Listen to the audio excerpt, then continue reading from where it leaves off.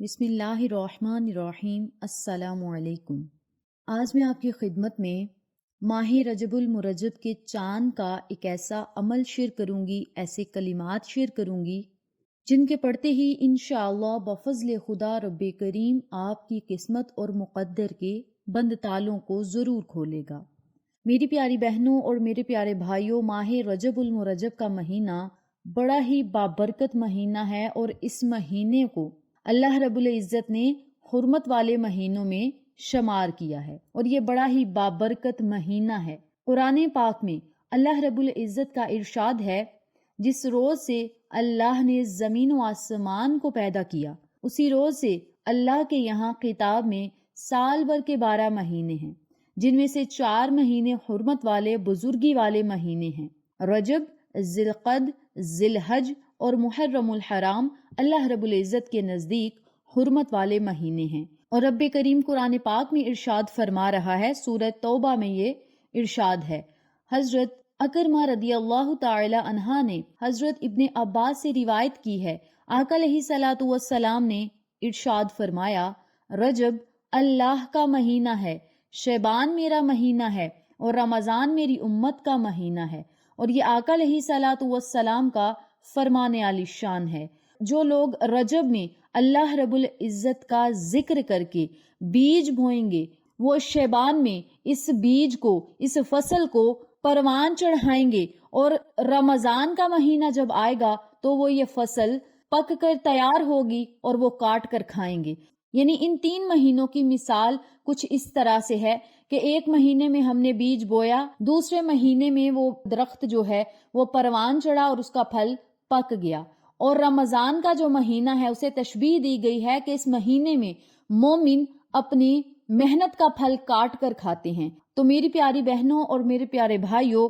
آپ سب سے گزارش ہے کہ رجب کا مہینہ شروع ہوتے ہی اپنی حیثیت کے مطابق اور اپنی طاقت کے مطابق آپ روزے بھی ضرور رکھیں، صدقہ خیرات بھی ضرور کریں۔ حضرت موسیٰ بن عمران رحمت اللہ علیہ کہتے ہیں، میں نے حضرت انس بن مالک رضی اللہ تعالی عنہ کو یہ کہتے ہوئے سنا ہے کہ آقا علیہ الصلوۃ والسلام نے ارشاد فرمایا، جنت میں ایک دریا ہے جس کو رجب کہا جاتا ہے، اس کا پانی دودھ سے زیادہ سفید اور شہد سے زیادہ میٹھا ہے۔ جو شخص ماہ رجب کا 1 روزہ رکھے گا، اللہ رب العزت اس دریا کا پانی اسے پلائے گا۔ حضرت انس بن مالک رضی اللہ تعالی عنہ بیان کرتے ہیں کہ جنت میں ایک محل ہے جس میں ماہ رجب کے روزے داروں کے علاوہ اور کوئی نہیں جائے گا۔ اگر آپ چاہتے ہیں کہ آپ ان تمام برکات سے فیض یاب ہوں تو آپ سب سے گزارش ہے کہ ماہ رجب کے روزے بھی رکھیں،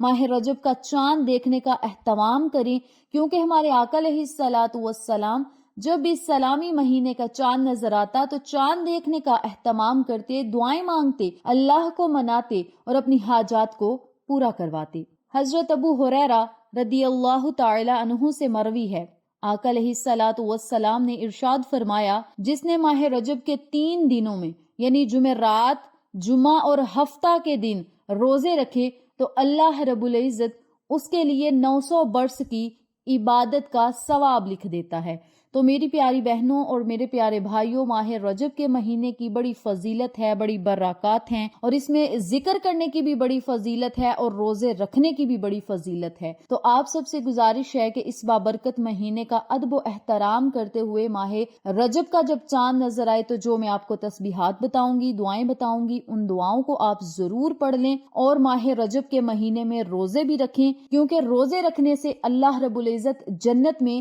ہمارے لیے جو محل تیار کرے گا، انشاءاللہ اس میں ہم جائیں گے، اور جو اللہ رب العزت نے بات کہہ دی، آقا علیہ الصلوۃ والسلام نے جو بات کہہ دی، وہ برحق اور سچ ہے۔ تو آپ سب سے گزارش ہے کہ ماہ رجب کے مہینے میں اللہ کی خوب عبادت کریں، ذکر کریں، استغفار پڑھیں، اپنی محنت کا بیج بونے کی کوشش کریں تاکہ شعبان کے مہینے میں اللہ کی برکات سے محروم نہ رہیں اور رمضان میں ہم اس کا پھل کھانے کے قابل ہو جائیں۔ تو میری پیاری بہنوں اور میرے پیارے بھائیوں، ماہ رجب المرجب کے چاند کو دیکھ کر آپ نے کون سی دعائیں پڑھنی ہیں، اس بارے میں جاننے کے لیے میری آپ سے گزارش ہے کہ چینل کو سبسکرائب کر دیں، ویڈیو کو لائک کریں، شیئر کریں، بیل آئیکن کو ضرور پریس کریں تاکہ میری تمام آنے والی ویڈیوز کی اپڈیٹ آپ تک بآسانی پہنچ سکے۔ جزاک اللہ۔ اسی کے ساتھ میری آپ سے گزارش ہے کہ میرے چینل پہ آپ کو جتنے بھی چینلز کا شارٹ آؤٹ دیا جائے ان چینلز پہ جائیں، سبسکرائب کریں، لائک اینڈ شیئر کریں،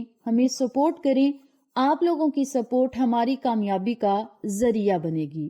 اب میں آپ کو عمل بتاتی ہوں جو آپ نے ماہ رجب کے چاند کو دیکھ کر پڑھنا ہے، اور اس وظیفے کو آپ ماہ رجب کے پہلے 10 دنوں میں بھی پڑھ سکتے ہیں اور ماہ رجب کے پورے مہینے میں بھی پڑھ سکتے ہیں، یہ آپ کی اپنی مرضی ہے۔ جب آپ نے ماہ رجب کے چاند کو دیکھنا ہے تو سب سے پہلے آپ نے الحمدللہ الحمدللہ الحمدللہ یعنی 3 مرتبہ الحمدللہ کہنا ہے، باوضو ہونا ہے، اور باوضو ہونے کے بعد آپ نے چاند کو دوبارہ سے دیکھنا ہے، 3 مرتبہ درود ابراہیمی پڑھنا ہے اور 21 مرتبہ سورۃ الفاتحہ پڑھنی ہے۔ جب 21 مرتبہ سورہ فاتحہ پڑھ لیں تو پھر آپ نے 21 مرتبہ ہی ان کلمات کو پڑھنا ہے۔ یا حی یا قیوم